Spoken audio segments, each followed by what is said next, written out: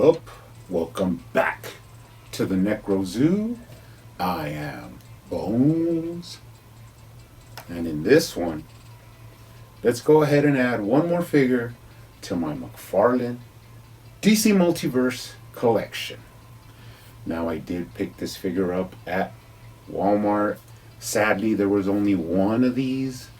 There was a couple of other figures, but I did see two Steppenwolves from the Justice League wave, which was rather interesting. But I would have picked up two of these, one for my unopened collection and one to review. But since there was just the one, that's all I picked up. Now, of course, this time it is going to be Armored Azrael, the Silver Edition. Pretty interesting. I'm not sure if this is from the comics. I doubt it. But he does look rather interesting in the packaging. But let's go ahead and take a closer look at him. Now, first up, he does come with a couple of accessories. One being your standard black DC Multiverse stand. You don't really need this, but they do come in useful sometimes. He also comes with the data file card. Now they are using images of the figures on these now. He looks pretty cool, and on the back he does have some information. I do have the original release card where they actually used artwork from the comics. And on the back they do have slight differences like the height and weight. Pretty cool. We'll go ahead and add him to the collection. He also does come with the Azrael sword that's come with the other releases. Of course, you got that crucifix on the hilt. Pretty interesting. So let's check them out. Now, first off, I guess we're pretty lucky that this was not a platinum edition, because then it would have bumped up the price a little bit. But since it was just made a regular gold label release, pretty cool. A lot of people have a chance to pick this guy up. Now, just picking him up straight off, stunning difference here. A lot of reflective light and stuff on the figure.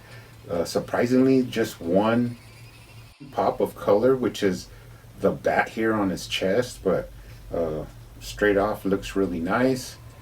Let's go ahead and take a look at the head. Now, this is all the exact same sculpt work as the original black release, just that now it's in pure tones of silver and gray. He does look up rather well. He does look down, left to right, slightly hindered by the collar, and then you can tilt it for some character. Pretty sweet. Moving down, love that chest emblem, the way it's nicely molded, as well as all the other work. Now, something interesting, since this is not an all black figure like the original release, a lot of the sculpt work and the lines and the texturing really pops out, which is really nice. Coming down, has that utility belt, and then we'll talk about the waist. Of course, he does have the rocking action, the turning action, and the twisting action that we've come to find from the McFarlane waist articulation.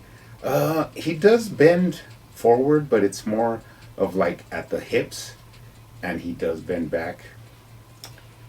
Pretty good range of motion. Let's take a look at the arms. Now, he does have that butterfly joint that allows for a lot of range of motion. The shoulder pauldron does move up as you move the arm up. Pretty sweet. And then he does have a bicep swivel, single jointed elbows, and then it's really hard to even get a 90-degree because of the armor and the gauntlets. But he's such a bulky figure that that's not really too bad. Moving into the gauntlets, got some nice blades there. And then the hands are nicely sculpted with those talon fingers, pretty cool. Same on the other side, just that one hand is a little bit more open and the other hand is a smaller gripping hand. Pretty cool. Let's go ahead and move down into the thighs.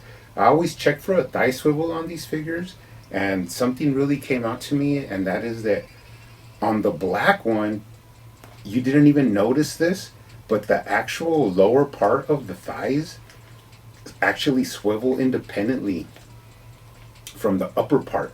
So you get a lot of range of motion. I mean, you could pretty much turn it all the way around, and it's not even moving the actual hip part. So this is actually a thigh cut that they added, which we will gladly accept it. It gives us some more range of motion on the legs. You could twist them out. He does have those cool 90s pouches on his thigh, and then he does have double jointed knees. Moving down at the foot, he does have up and down, left to right. Slight rocker, but it's kind of hard. You do have to move the ball with this one, but you could still get that rocking motion if you'd like.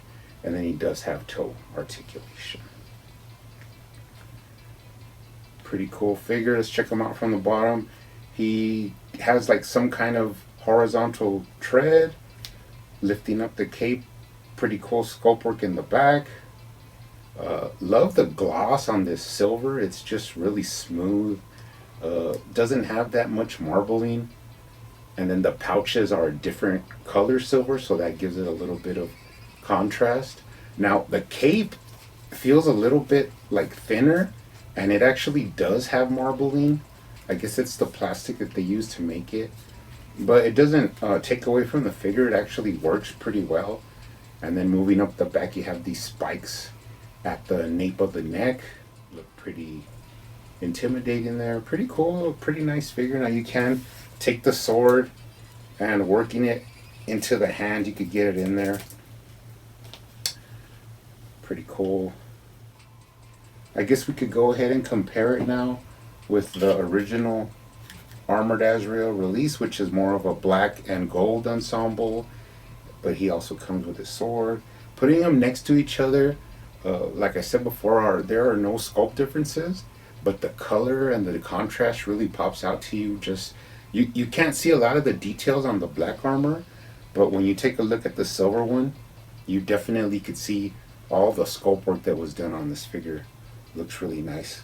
Now, of course, I have this one with the flame effect that came with one of the Azraels, but I'm not going to get one for this guy. It's cool. He doesn't need one. But looking at them next to each other, pretty cool contrast there. The only other difference I would say is that the original release has about 3 different colors, and it gives it more, separation in the actual figure. And since this one has just silver but different tones of silver, and then just the red chest emblem, it doesn't have so much separation. But this one does pop a little bit more, and you could see more of the sculpt work in this new silver release. All in all, really nice figure. Happy to add him to the collection. He is going to go up there on the shelf with the rest of the figures from the White Knight series. So not too shabby, McFarlane, for a repaint. It's pretty cool to add to the collection. I'm happy with it. If you guys come across it, go ahead and pick it up. Since it is a gold label, it might get a little harder to pick it up later on. So you might want to swoop on it as soon as you can. But that's it for now, guys. You guys keep hunting out there, keep collecting, keep customizing, and I will see you guys on the next one.